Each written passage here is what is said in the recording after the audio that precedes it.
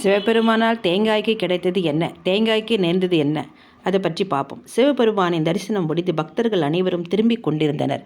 அப்போது ஒரு தேங்காய் பெருமிதத்துடனும் கர்வத்துடனும் சிவபெருமானை நோக்கி, நானும் உன்னைப் போலவே இருக்கிறேன், எனக்கும் உனக்கும் எந்த வேறுபாடும் இல்லை என்று கூறியது.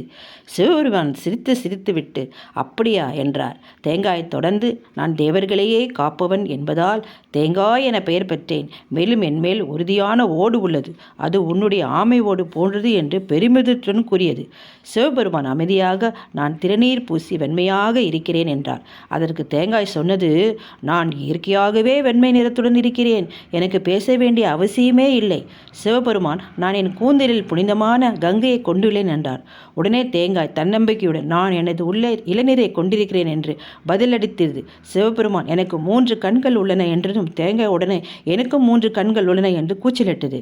தேங்காயின் இந்த ஆணவ பேச்சை கேட்டு சிவபெருமான், பணிவில்லாத அகம்பாவம் பிடித்த உன்னை கோவிலில் சிதறப்படும் தேங்காயாக இருக்கட்டும் என்று சபித்தார். அதனால் முதல் தேங்காய் சிவ வழிபாட்டில் உடைத்து சிதறுவது மரபாகியது.